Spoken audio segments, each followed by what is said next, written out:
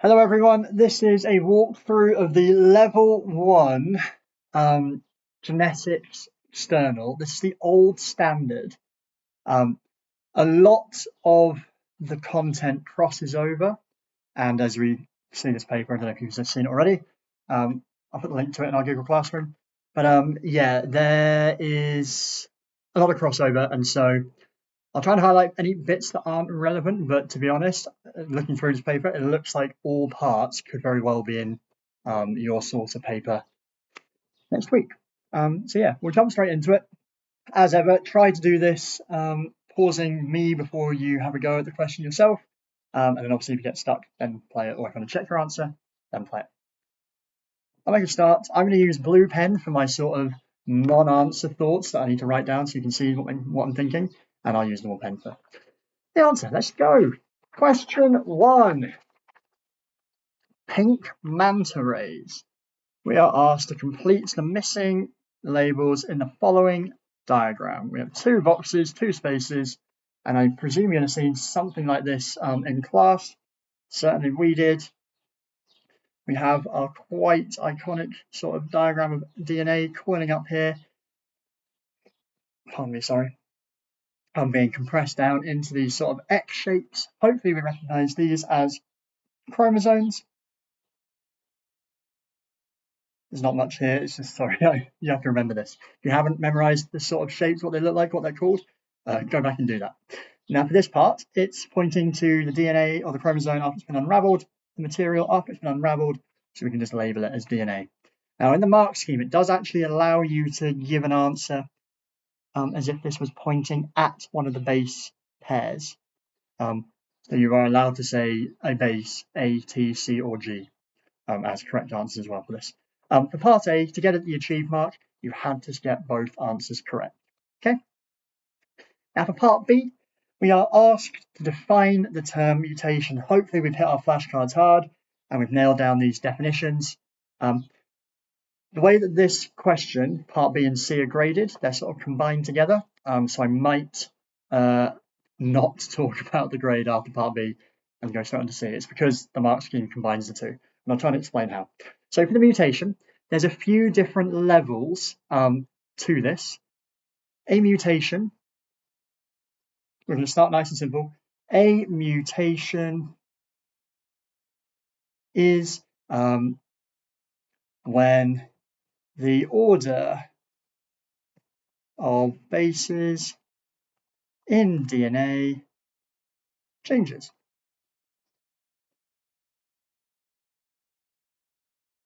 When this happens, so this first sentence is the basic definition. I'm just going to give a little bit more depth because if you think you can give a bit more detail, it's always a good idea to, particularly with these sorts of questions where there is overlap between different parts. When this happens, a new allele and therefore trait or phenotype trait will form. Because this is the short part compared to C, I'm not going to go into much detail here.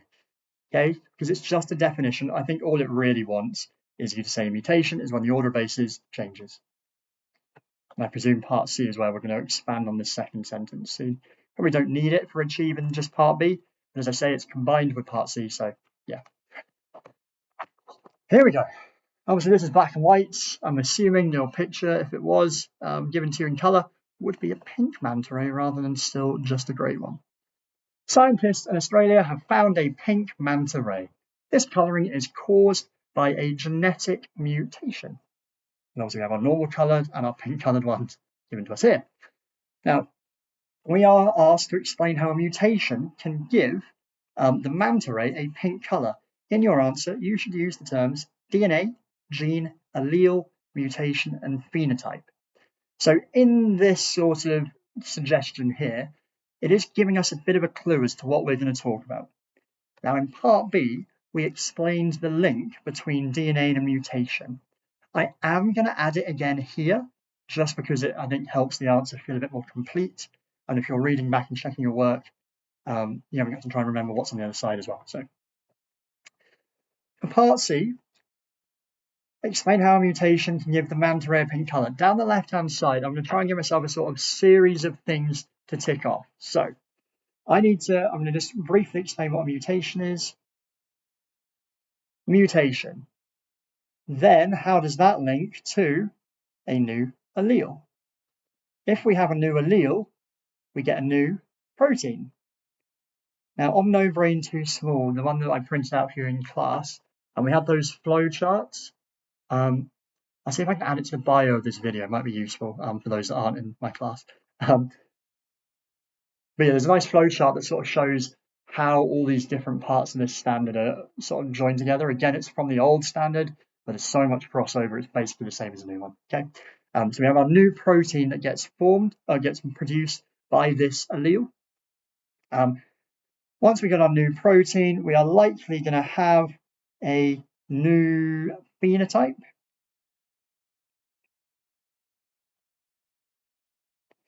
Yeah, I suppose that's our sort of series, our progression there. So those are the 4 main checkpoints I want to hit at each stage, because often with these exams, the achieve marks, you can get in this question like quite a lot of achieve points just by defining the key terms. So if you're in doubt and you're given all these key terms, just do it as a list. Define DNA, define gene, define allele, mutation, etc. We have just done mutation on the other side, so not so crucial. So, as before, sorry, I'm pretending as if I'm continuing on from the previous page. As before, mutations arise when the sequence of nitrogen bases, we don't need to call them nitrogen bases, sorry. These are just the bases in the center, in between the 2 strands of phosphate and sugar in DNA. Sorry, so you don't have to say nitrogen bases. Right, the sequence of bases changes. This new sequence of bases in DNA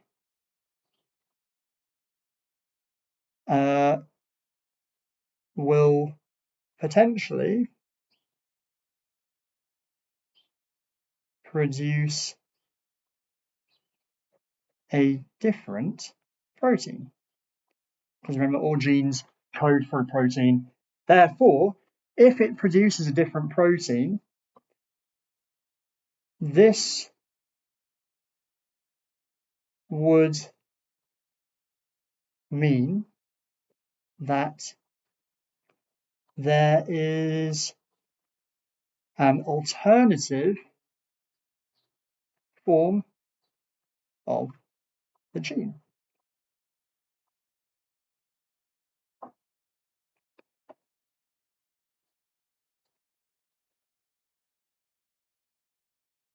And then, as ever, I'm going to give the definition of what a gene is because it's in the list and because it's probably worth an achieve mark. So this would mean that there is an alternative form of the gene where, which, oh, for goodness sake, which is a short section of DNA. I should have done this in a different order. Sorry, this is horribly ordered. Which is a short section of DNA that codes for a specific protein. So I've not followed my own advice immediately after saying it, and I'm doing this in a really weird order now. DNA, gene, allele. So we've linked the DNA to it, so I can tick that off. I have used the term mutation. I'm going to use the word gene and allele a bit more in a sec. So which is a short that goes for a protein. So now I've defined gene, I can tick it off. So tick them off once you've explained what they mean. That should indicate that you've got the achieve points in theory. Then anything else you do will be aiming for the merit and excellence points, linking all the stuff together. These alternative forms of a gene are called alleles. Okay.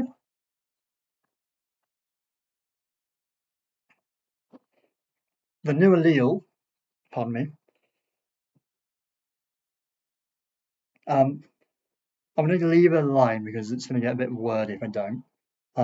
This new allele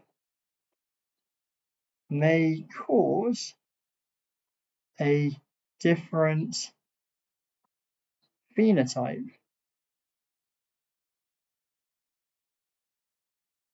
which is the physical expression, as in what physically appears, due to the genes that are contained, or the genotype.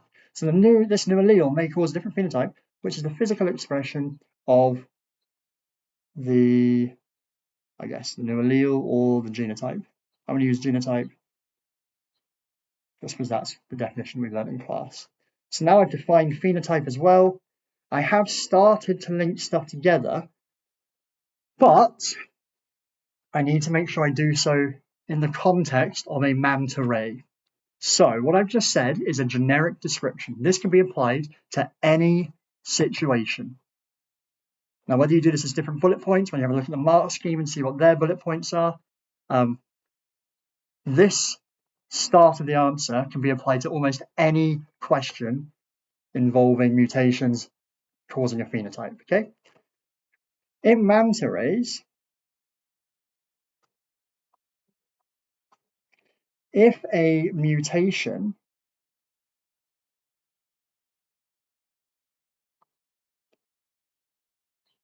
occurs, sorry, there's only one R in the code.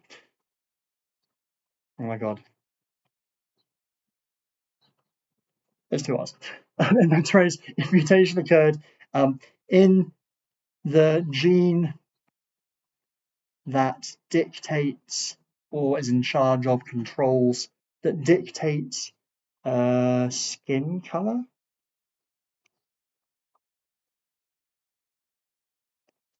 then the new allele could result in a new skin color. In this case, the mutation coded for pink skin color. Oh, sorry, it's not the end of the page. So, this new allele may cause a different phenotype, which is the physical expression of the genotype. In manta rays, if mutation occurred in the gene that dictates skin color, then the new allele could result in a new skin color. In this case, the mutation coded for pink skin color. Now, I do recommend, without any question in this exam or this standard, you do all of your definitions first. Generic, just as you've learned them, as you've burned them into your brain. If you like having this sort of checkpoint as a little reminder to yourself of what order to sort of do stuff in, by all means, you can go through, tick it off as you do each one in turn, just like with the definitions. You are not marked down for ticking stuff off or highlighting it or underlining it. Whatever works for you, scribbling it out if you know you've done it, I suggest you do, because it gives you 5 achieve points. In theory, you can't get 5, but in theory there are 5 available just in this part for giving those definitions. And the second part is this explanation. Now, the mark scheme is a little bit vague. Pardon me. So the mark scheme for excellence, it says, explains mutation as a change in order of DNA bases and links to the new allele, which leads to the color change. Now, if you have done that in your answer, so said there's a change in DNA, therefore mutation, therefore allele, therefore phenotype, therefore color, and you've shown how each one relates to the other in your definitions, then I think that's enough for excellence. For merit, if you give your explanation of mutations and link them to the new change without going into much depth, as well as showing some understanding between those definitions, then that's merit. If you define mutation, that's an achieve point. If you define DNA as genetic material, which I didn't, damn. If you define DNA as a genetic material, that's an achieve point. A gene is a short section of DNA that codes for a trait or a protein, that's an achieve point. Allele is a different form of a gene or alternative form, that's an achieve point. If you define phenotype as the physical expression of the genotype, that's also an achieve point. So you can get A4 just by listing definitions. For merit, you're starting to link it to the change, and then for excellence, you're giving an in-depth explanation as to what happens in the manta ray, linking it to the context. Okay, and that's part C. Now, part D is also an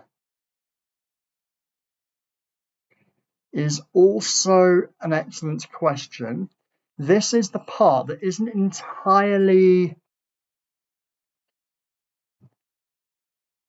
This is the bit I'm not so confident on. This environmental versus genetic inheritance.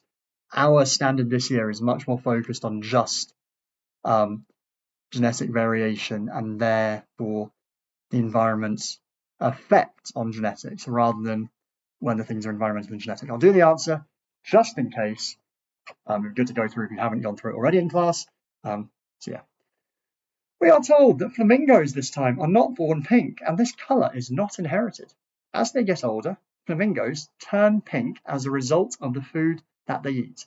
You might have heard, certainly in humans, but also fish around the world, that microplastics are building up, whereby certain chemicals just get into living organisms, and for various reasons, the body cannot process them, so they get stuck there. Flamingos, I forget what it is they eat. There's a certain, I want to say it's a fish. Some fish is in on water. Something they eat has a certain pigment in it, and their feathers just store that pigment. And their bodies can't deal with it, so their body just starts to turn pink. There's a guy that drank silver. You can Google it. It's a similar idea. Don't do that, though. It's very bad for you. So we're sorry, we got way off track there. Compare the inheritance of the pink coloration in manta rays to the development of pink coloration in flamingos. In your answer, you should use the terms environmental and genetic. Now, there is a significant part of this answer that is relevant to our standard. So, we're going to start by saying the difference between the two colorations. The pink coloration in manta rays occurred due to a genetic mutation. I've used the word genetic.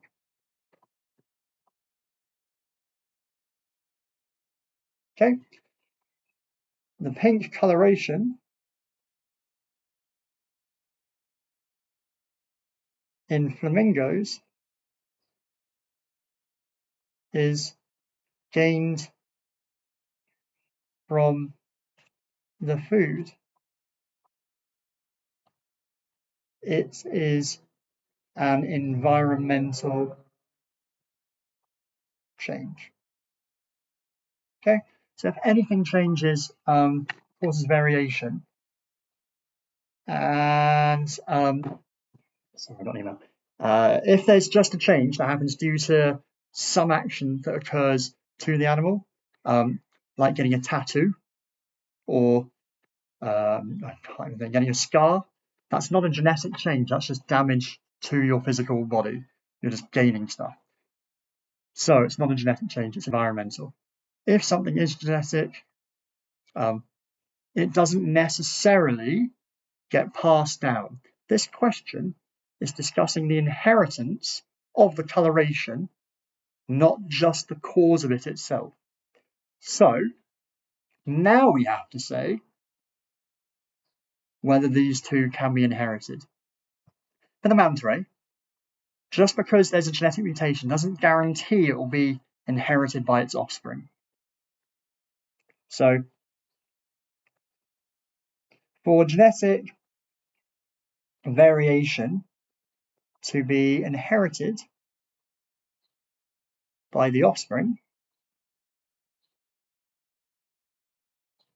the mutation must occur in the cells that are going to form the offspring, which in this case will be sex cells or the gametes. So for genetic variation to be inherited by offspring, the mutation must occur in the gametes.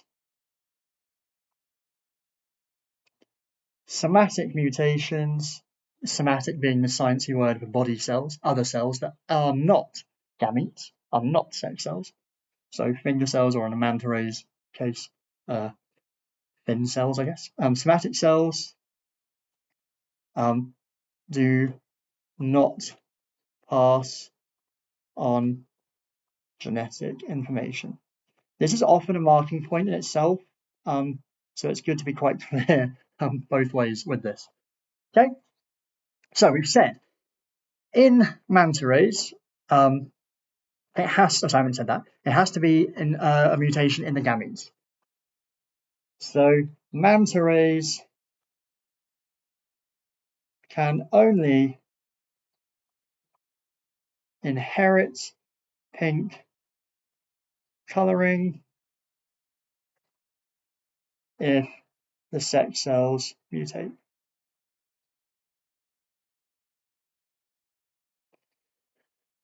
Now, for the flamingos, because we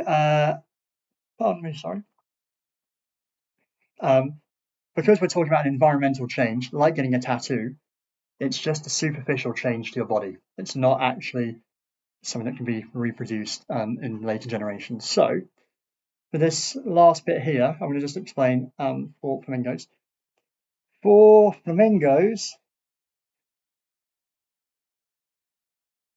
environmental changes cause no change in DNA. So their pink coloring cannot be inherited. Full stop. Okay? So this question's a bit different in that there's not really any definitions you can give. If you are just going to state that this first point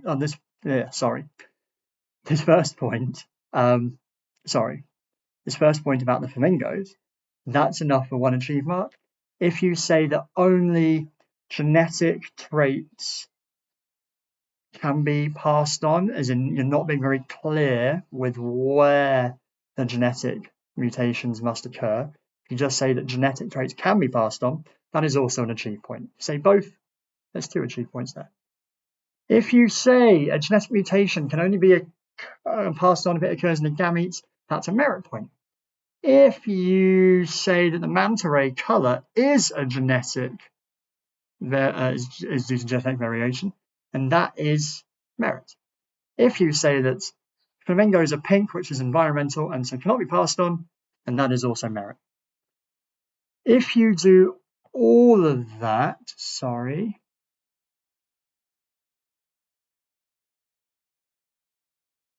if you say all of that together, it's excellent. Sorry, that's quite a weird way of laying it out. So this is the full answer for excellence. Basically, any one of these sentences gives you achieve.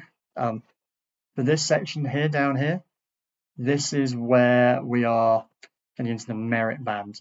You have to give all these points for excellence. Sorry, it won't fit on one page. Nearly will. Almost does. So yeah, that's question 1. Now, across question 1, to get E8, you only need to make 2 excellence points according to the marking schedule. This is the old standard, so don't bear that in mind. Give the full answers or as full an answer as you can. Okay, nice. Question 1.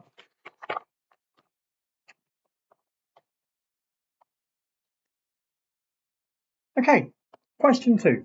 Stripes. In sheep, a recessive allele given by lowercase b causes offspring to be born striped. The dominant allele, capital B, leads to solid black offspring. We're given 2 pictures, and we are told to state the possible phenotypes for the following genotypes. So capital B was solid black, little b was recessive, and striped. So if we have homozygous dominant, then we are going to have a solid black sheep. If we are heterozygous, containing the dominant allele, we will have that dominant allele expressed. So again, it will be solid black. If we have a homozygous recessive genotype, now, because there is no dominant allele to overcome it, we can express stripes. Pardon me, stripes. Or striped.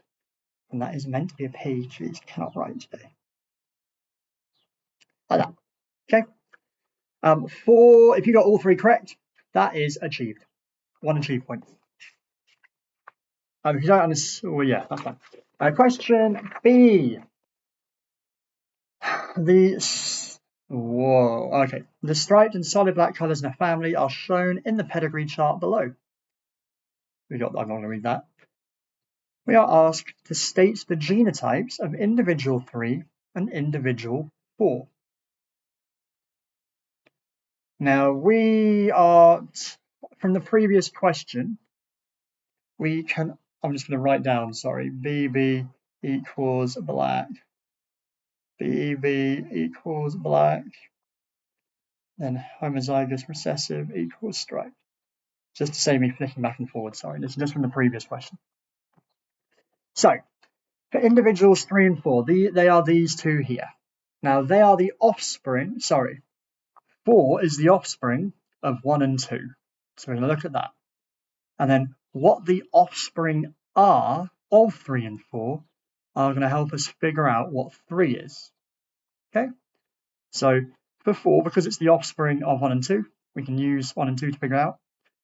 Then vice versa, for number 3, we have to use the ones that are created by this couple. So for individual 3, we have stripes. And we only have stripes if we are homozygous recessive. So it's BB. Now for individual 4,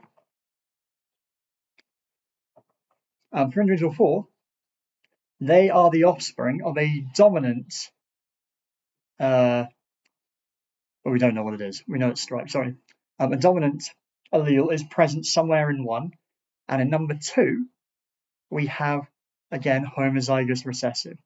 Now, if we look at the siblings of sheep 4, 5 and 6, one of them is striped, one of them is solid black. Because we have got this striped term, we know that the recessive allele is being passed down. Because the offspring of 3 and 4 also contain one that is homozygous recessive, we know that both 3 and 4 must contain at least one recessive allele.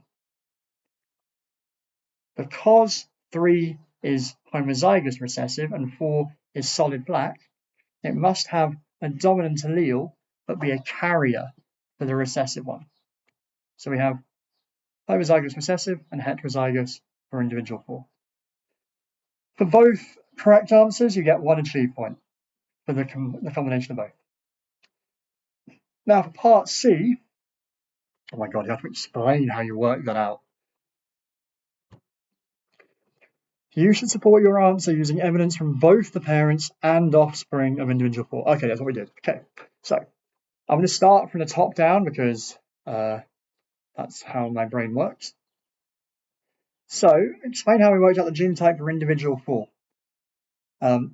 The parents of, I'm going to write 4 in a circle rather than writing sheep 4 because I just feel, or individual 4 because that's a lot. By circle 4 is because I mean circular 4 here. The parents of 4 are, oh sorry, the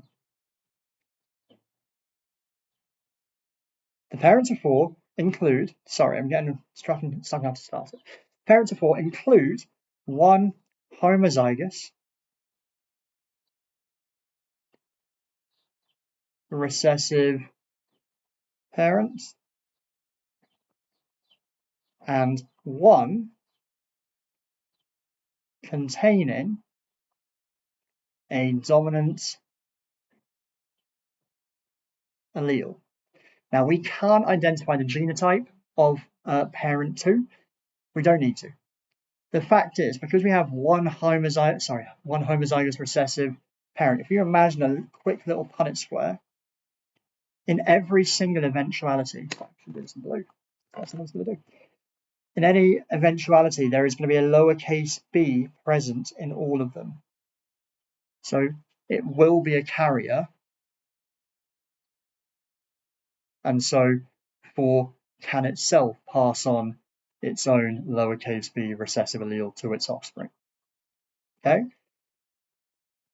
Now, because the parents of 4 include one homozygous recessive parent and one containing a dominant allele, therefore, 4 must contain a recessive allele, as all offspring will inherit one from the homozygous recessive parent. So because the parent is homozygous recessive, it has to pass on one of its recessive alleles. There's no alternative. It only contains genetic information for the recessive allele, so it has to pass them on. Therefore, we know that the genotype of 4 must contain a recessive allele lowercase b. 4 has the phenotype, so now we need to explain what the other half of its genotype is going to be. And we know the other half because number 4 is black. Sorry, is a black sheep. Therefore, it must contain one of the dominant alleles. If it also must contain one of the recessive ones, we know it's going to be heterozygous, capital B, lowercase b. So number 4 has the phenotype of solid black. Therefore, it must contain a dominant allele. As it must contain B and B in the genotype, it must be heterozygous, which means B. Okay. Now, for this question, this was actually an excellence question. To get E8 on this question too, you had to get 3 excellence points, so I will go through them all. For the achieve mark for this one, you had to say that one allele comes from each parent. I imply that. I'll take that. You only need one B needed for black, which I've said here, that's an achieve point, or you need 2 lowercase b's in order to be striped. Yeah, sorry. So the parent must be striped because it's homozygous recessive. If you explain both alleles using, this is where it gets stupidly vague, sorry. Oh no, if you explain both alleles in individual, oh, I didn't read the question properly. I would have got merit on this one just because I didn't read the question properly. You should support your answer using evidence from both parents and offspring. So it's going to give you merit for either justifying your answer in terms of the parents or the offspring, if you do one or the other. If you do both, that's how you get excellence. Sorry. So what I'm going to do now is I'm going to go through and how you work it out from the offspring. So this whole section to begin with was just for the parents. That's just merit on its own. For excellence, you need to add this bottom bit, including, as it says, the offspring as well. So I've done the parent discussion. I need to do this one now. So the offspring of sheep 4 are striped or black.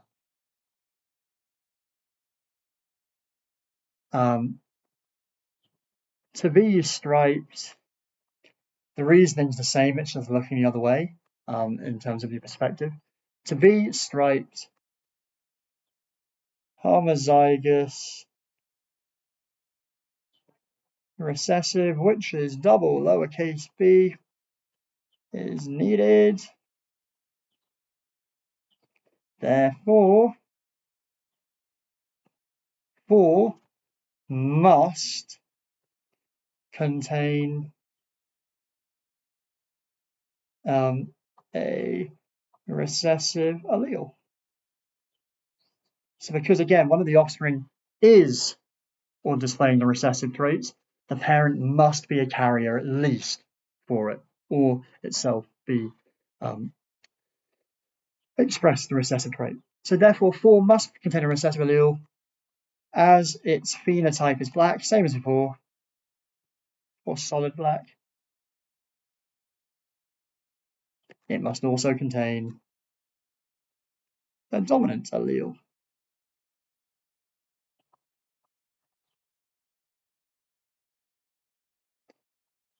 Just add an example of what it is in case you forgot. Therefore, 4's genotype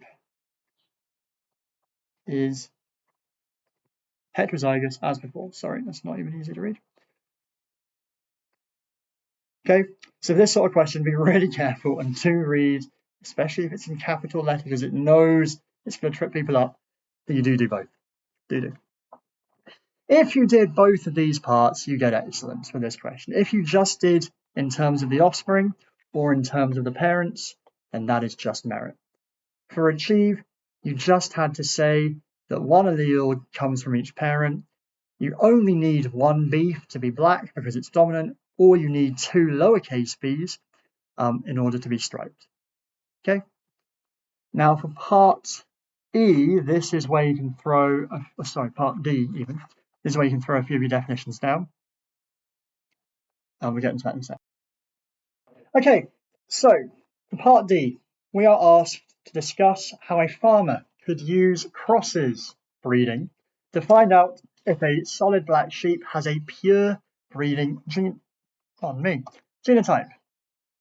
For this trait, in your answer, you should define pure breeding and genotype, state the possible genotypes of the black sheep, and use the Punnett squares provided.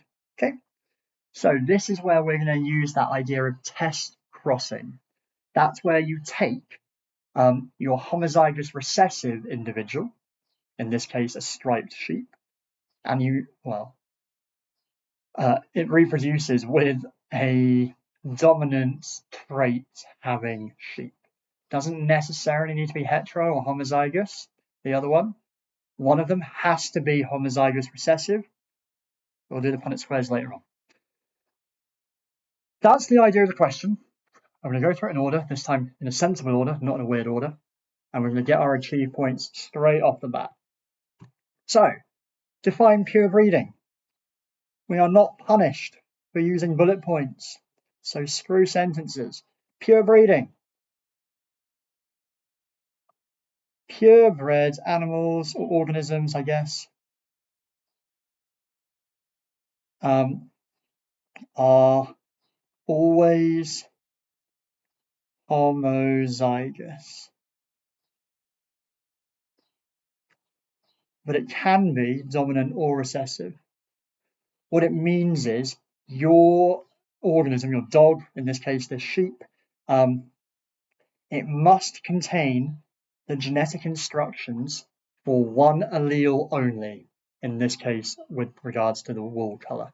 Okay, so it doesn't mean necessarily for every single gene, every single trait, whatever the one you're talking about is, it has to be homozygous. The reason I say that is because certainly with dogs, the different breeds are all the same species, and so there are lots of traits that are different between them.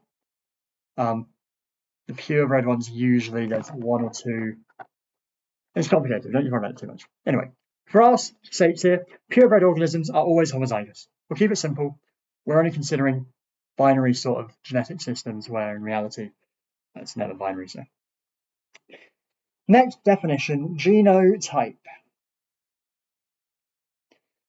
Usually give the genotype of the organism, the genotype of the organism from your flashcards.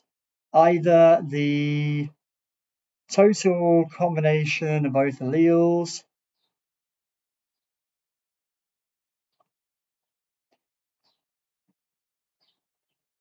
or all of the alleles in an organism.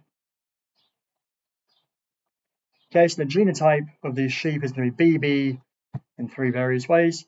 The phenotype is being black or stripy.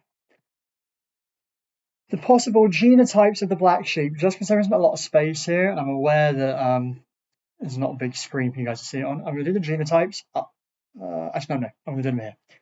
Possibles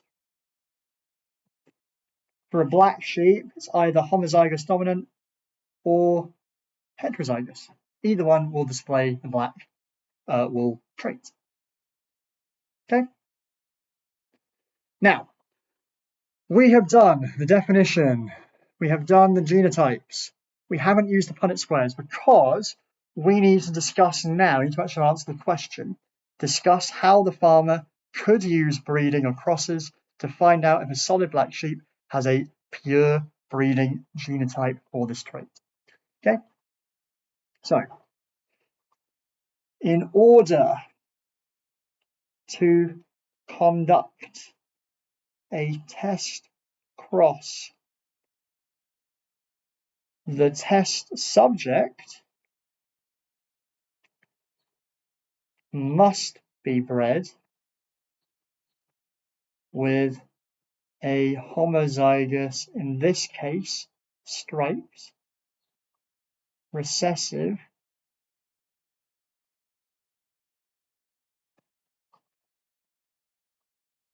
now this is because that is the only way to tell whether your other mating partner of this recessive one, sorry, not on the page, this recessive one, is or isn't containing dominant alleles.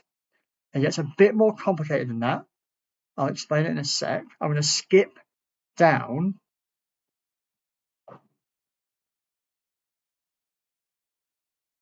to these two Punnett squares.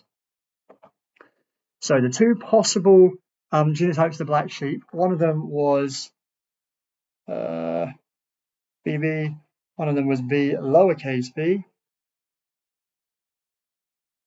And I've just said that for any test cross, the test subject must be bred with a homozygous recessive sheep. So both of these are going to be bred with our double lowercase b's. Okay, then we just go through and match up the pairs.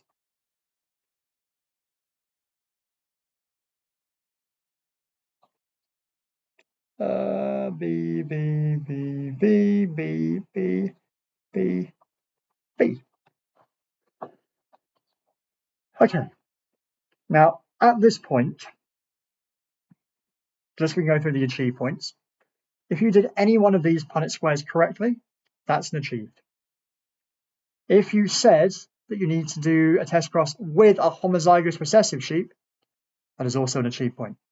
If you talked about, there's two definitions, each one is worth 1 achieved point each. So if you've done what I've done now, those 3 sentences and a Punnett square, not both, then that could be A4 for this question. So quite a lot, but not a lot of writing, not a lot of work. Okay, sorry about that. Where was I? About halfway through. Sorry, I went off topic for that sentence there. It's not relevant, so we're just going to ignore that. We just said what the achieved points were. So now, sorry, we need to now try and actually answer the question that's being asked. So it's asking us to discuss how a farmer could use crosses to find out if a solid black sheep has a pure breeding genotype for this trait. So we want to know whether the black sheep is homozygous or heterozygous. Now we do that by testing it with the homozygous recessive, like we said before. That's the only way, because we know that this will never be expressed, either one of these alleles will never be expressed unless we have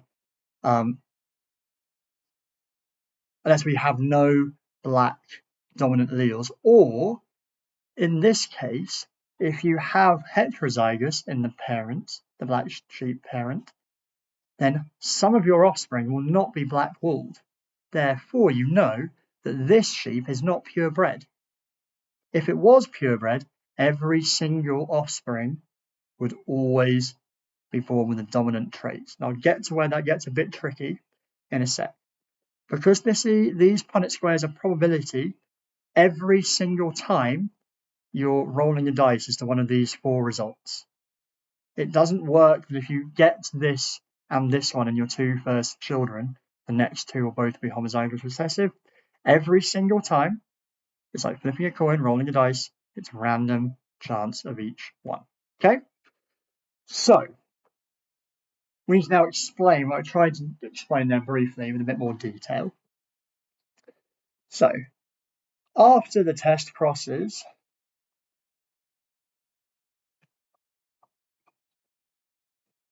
if any sheep are born striped, the black-wooled parent must contain must be heterozygous, not purebred. Now, unfortunately, the way this sort of stuff works, if you are breeding with a purebred black sheep, all of your offspring will have black wool. However, it is entirely possible if you were to breed these 2 together, the heterozygous one with the homozygous recessive one, with these 4 possible outcomes, it's entirely possible that for the 10, 20, I don't know how many lambs a sheep has in its lifetime, let's say it's 10 as a guess. If you have 10 kids, it's entirely possible all 10 contain a dominant allele. There's no reason for that. It's just probabilistic. And so it could be, even if it's not purebred, it comes across as being purebred because just by chance it always produces a dominant trait in the offspring. So in theory, there is no number of times you need to do this test to be certain. In theory, you could do it 1,000,000 times and it would be black each time, even though it's possible it could be striped. So that's what we need to talk about now. The black parent must be the chance of this, it's always good if you've done a Punnett square, it's always good to state the chances because it's usually just the marking point somewhere in there. The chances of stripes is 50%. If all, and now I'm going to explain that probability thing at the end. If all sheep, I want to run out of space, are black, or solid black, sorry, black-wooled. If all sheep are black, then it indicates the parent is purebred.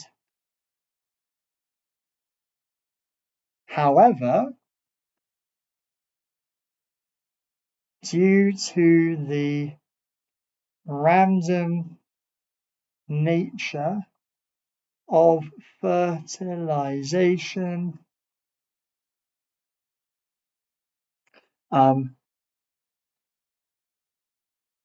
you couldn't be certain I've run out of space. You couldn't be certain, oh my god, even, do not do this in your exam, even if no striped sheep are born. So the idea here is, it is actually plausible if you never see a striped sheep, that it could be either one. The more test crosses you do, the more certain you can be of your result being this. The only definitive way to do it is to do a DNA analysis of the sheep, which is obviously very expensive and until recently was not possible. So for the last 10,000 years of animal husbandry, it has been a case of you do it as many times as you can be sure of. And that's why pedigree, certainly dogs and sheep now, are so sought after. And in the case of sheep, I've heard of some sheep being sold for hundreds of thousands of pounds, hundreds of thousands of dollars. Because to be purebred means that over the course of hundreds, thousands of years potentially, these traits have been carefully bred out of or bred into the population. So yeah. For excellence, you had to explain one of your test crosses with explain the test cross with your Punnett squares correct, and explain that many are needed to be sure. However, you can never be 100% certain. So this point is crucial for excellence. If you say, just with what a test cross is, your genotypes, Punnett squares, and that you need to do it lots of times, then it's merit. If you just give those definitions before, you get the achieve mark. And that was question 2.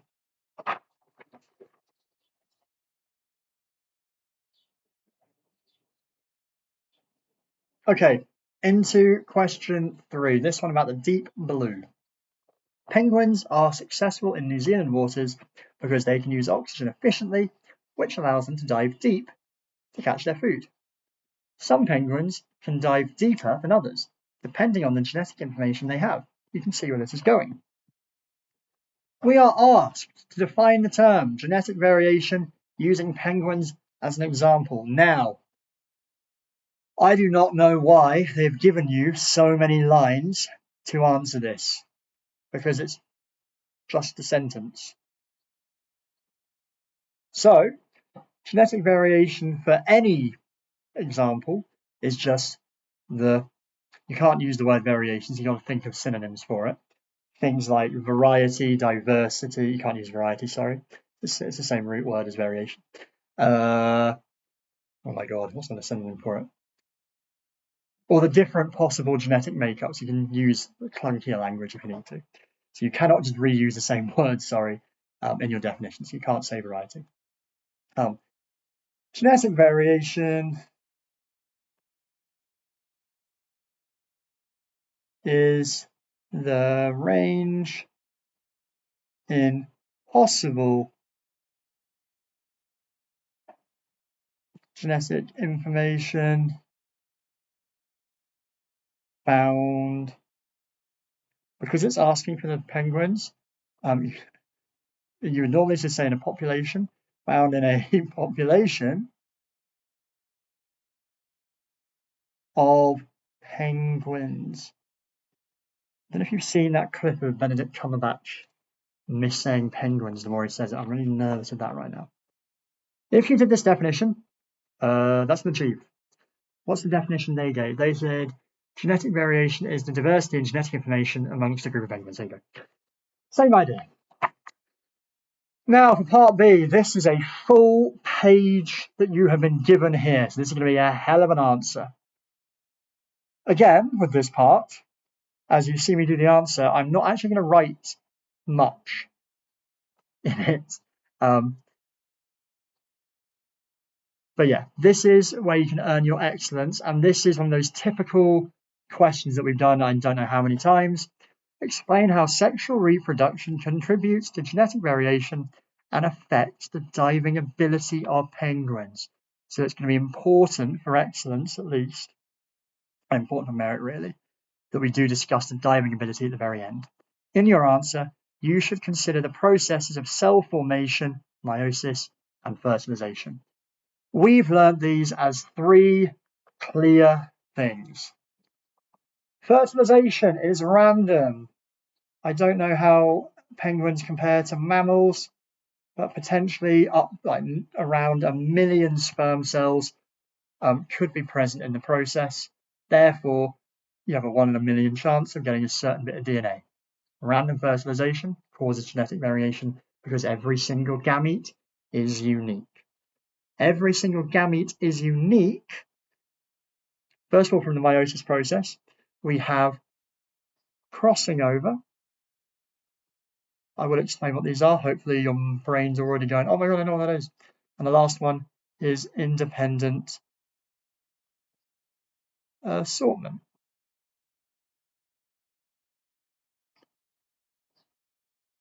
Now, this is where we have to get busy. So, I'm going to very quickly, because it tells me to, discuss meiosis and why that's important for the rest of these. Then I'm going to go into these three. Okay? So, during meiosis, the daughter cells are genetically unique, or gametes are genetically unique.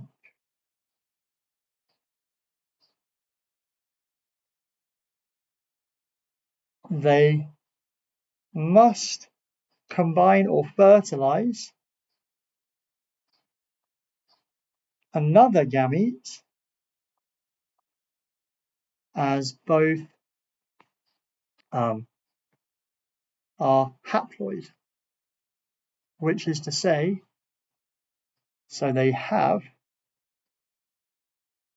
half the number of chromosomes. I don't know what it is in penguins. For humans, it's 46 and 23. Not relevant here. So, just very quickly, we've gone through and we've just said what the important bits of meiosis are. The fact that all the products of meiosis are unique. They are also only half of the genetic material needed, so they bond to another, they fertilize, they bind with another gamete in order to get a complete set. Now, we need to get busy explaining what all these three things are here. During reproduction,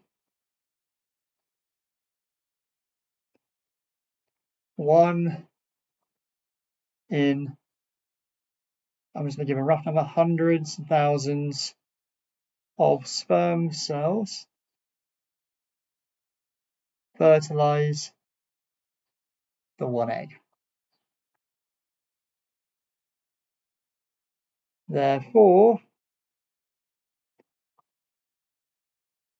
the unique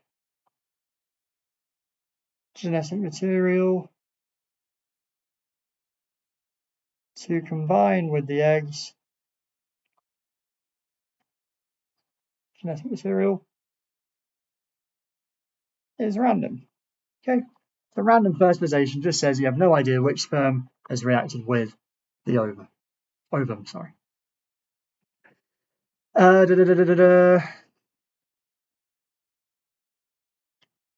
fertilization. Yeah, whatever, that's fine. Then we're going into crossing over.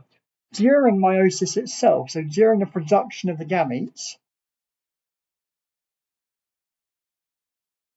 you don't need to write it. If you know what the words mean, you don't need to explain it. I'm just doing it to make it clear. During the production of gametes, which is what meiosis is,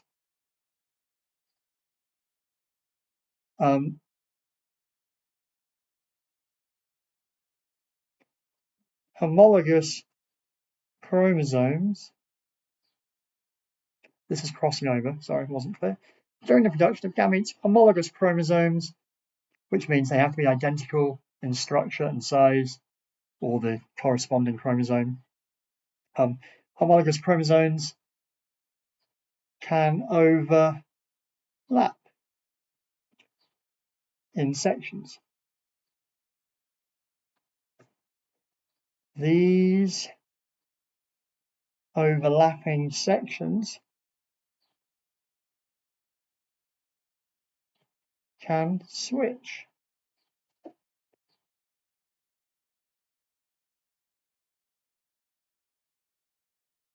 The chromosomes they are part of. Okay, so crossing over is literally two chromosomes side by side. I'm going to draw it, so why not? Oh, I got a red pen. Oh my god, I do.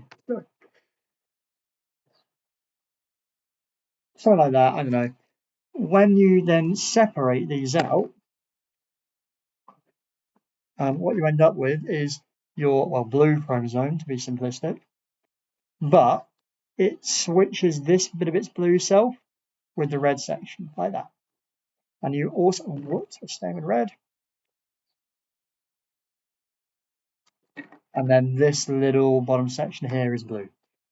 So quite simply, they swap little bits of each other as long as it's the same chromosome, the same shape, the same structure, which is what homologous means.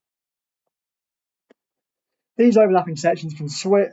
I did not spell switch right, my goodness. Switch the chromosomes are part of.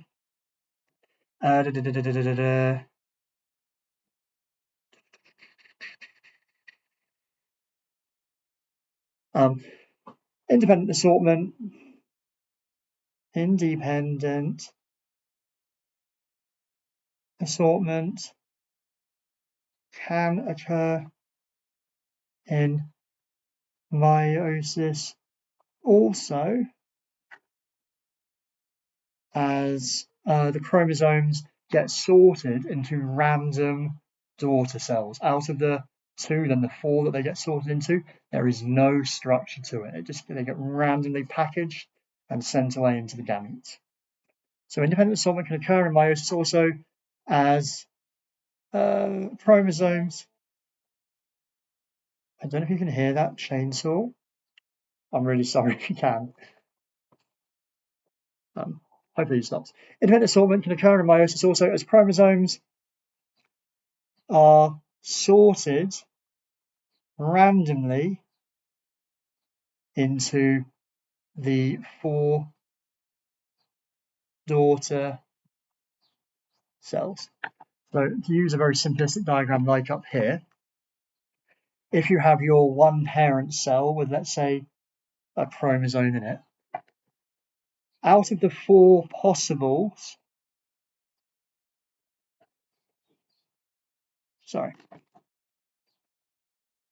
in this chromosome, half of it, once it's split, can go into any one of these 4. There is no rhyme or reason. It could be any way around. Like that. Okay, it could be red, red, blue, blue. It could be blue, you understand the point. It could be in any order, therefore there's a random combination of chromosomes at the end of meiosis as well. So it's a really thorough way of mixing up the genes. Now, if we do all of that, that takes us to merit. Like I said at the start, for the excellence part, we need to be able to discuss this diving ability of the penguins. Okay.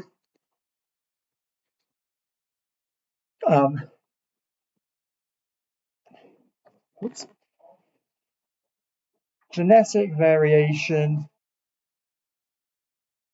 in genes dictating diving ability or oxygen efficiency, I think it was called on the other side. Genetic variation in genes dictating diving ability can therefore lead to very different diving abilities.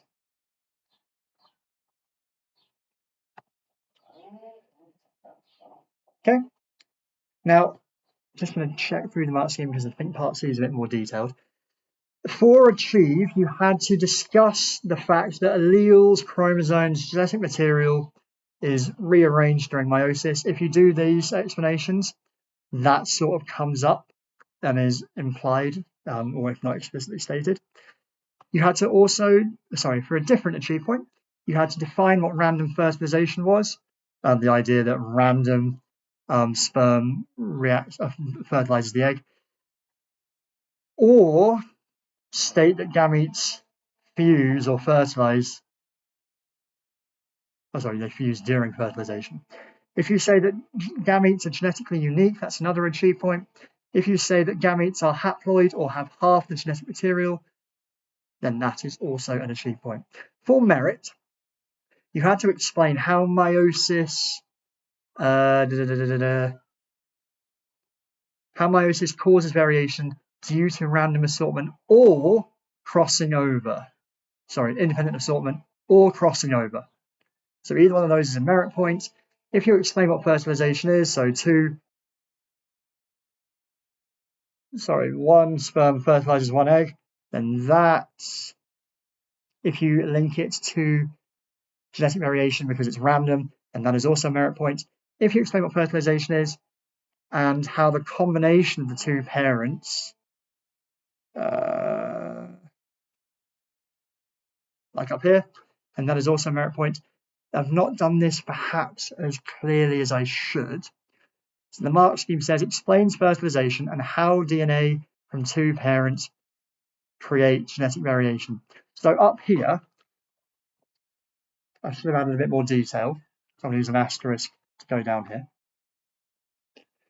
So during fertilization, you have two haploid cells combining to create one diploid cell. However, we're not sure which way around it is.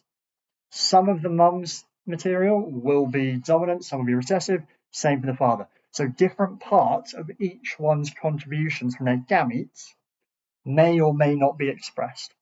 That's the bit I forgot to say. After fusing, the zygote, from that word for the thing before an embryo, or an early, very, very early baby, after fusing, the zygote, the zygote's DNA is a combination of the eggs and the sperms.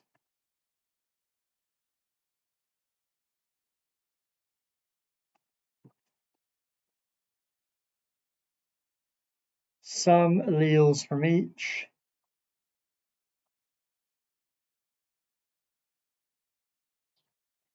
will be,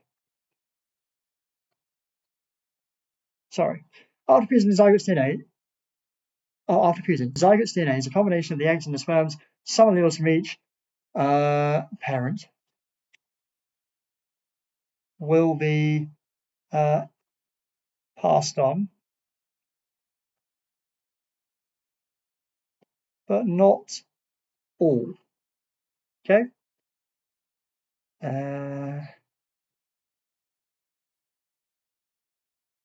So all offspring will also genetically unique, assuming there are no identical twins, obviously. Okay, so I would have missed out on excellence on this one because I forgot this little bit here. So just being super clear as to how fertilization itself causes variation. I've got a funny feeling that for our standard it may be a different focus, but that's what the mark scheme is asking for here. It's the best guess we got. So if you did all that and added this bit here, all the three merit points, if you add them all together, it was excellent if you said something about affecting diving ability. If you did not link it to the diving ability at all, You cannot get excellence. Okay? That was part B. Now we're on part C, home stretch. The ability to dive deeper is important as the food source of penguins now lives in deeper water because of sea temperature rises, global warming. Discuss how the ability to dive deeper could become more common in a population of penguins over time. In your answer, you should discuss the importance of variation within the penguin population for survival in a changing environment. So this sort of thing, you could be it's similar to natural selection, but instead of there being random variations that suit the changes, this time we've got a changing environment which will suit already existing variations of certain genes. So it's a similar description, just with a slightly different framing. I'm sorry if that made that more confusing. This is going to be very similar to our sort of default explanation for natural selection and evolution, but this time it's not just change for change's sake. It's going to be there is a change in the environment, therefore certain traits will be suited, therefore more likely to survive, more likely to reproduce, etc., etc. Okay, so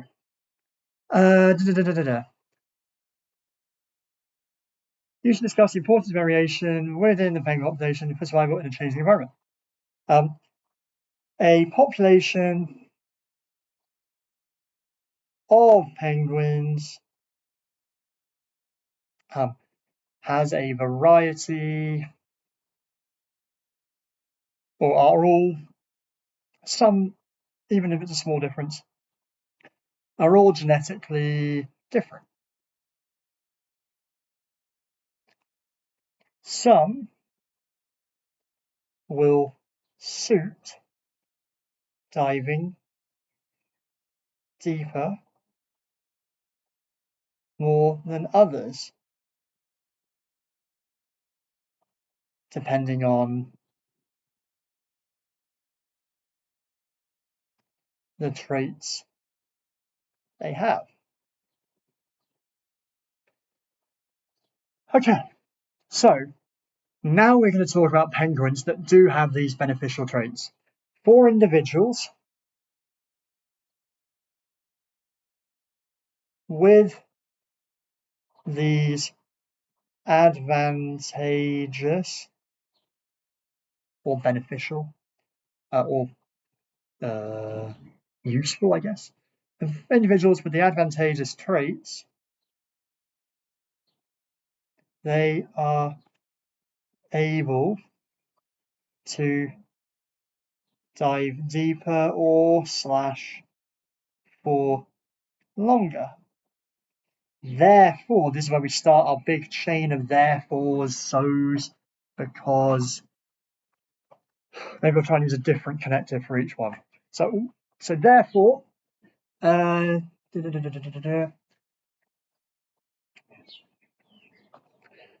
able to dive deeper for longer, therefore they are more likely to get food.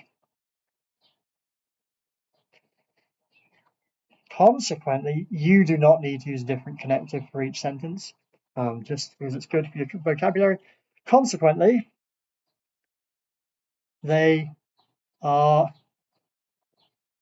more likely to survive until adulthood. In theory, you could talk about sexual maturity. It's just not needed here. It's just adulthood's fine, or until they're grown up. It'd probably be fine as well. Therefore, they are more likely to get food. Consequently, they are more likely to survive until adulthood.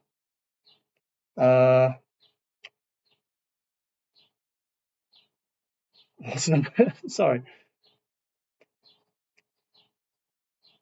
As a result,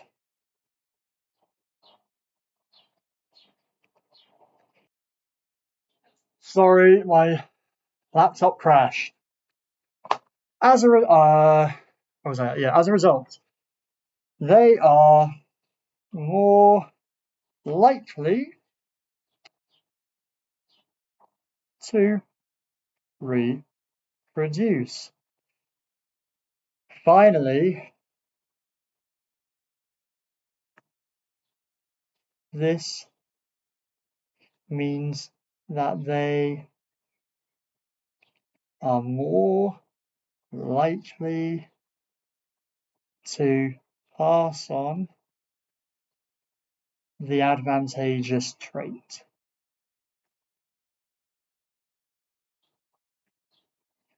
Which is essentially bigger breath, deeper breath, longer breath. Okay.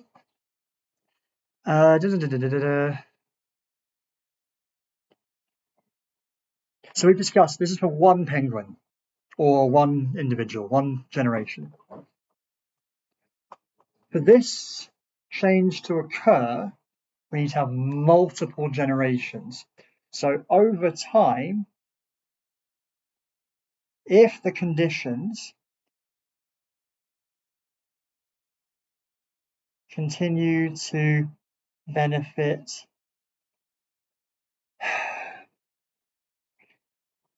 deep diving penguins, this trait will become more prevalent or more common. Prevalence is a good word, it's a nice word. This may become more prevalent in the population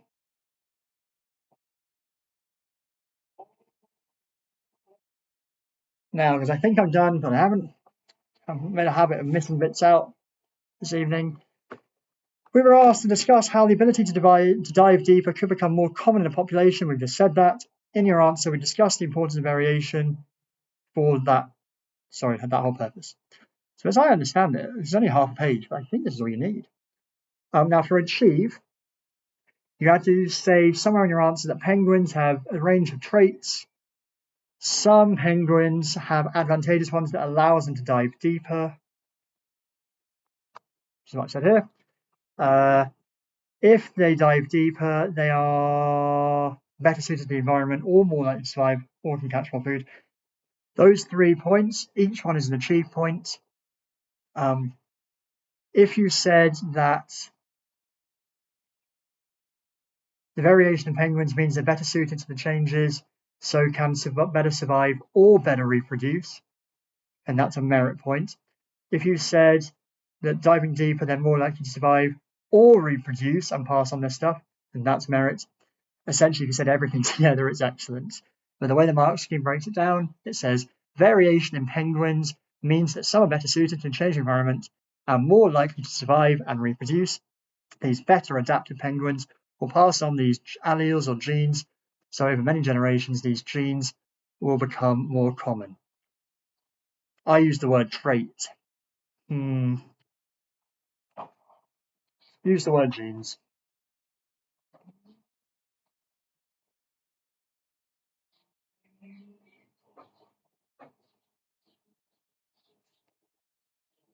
I would imagine traits is an acceptable term to use here. But it's not really accurate to say that you pass on a trait. You don't. You pass on the genetic material, the body turns that into a physical trait. So if you're talking about passing stuff on, don't pass on a trait, pass on a gene. Learn from me, my mistakes. Altogether, that was excellent. That's part C, and that is the end of the paper. As I said at the start, this is not identical to our current standard for genetics. There will be some differences from what I've seen and from the sample question they gave out. It will be very similar to this. These answers are things we've studied in class. So yeah, it's a lot of crossover.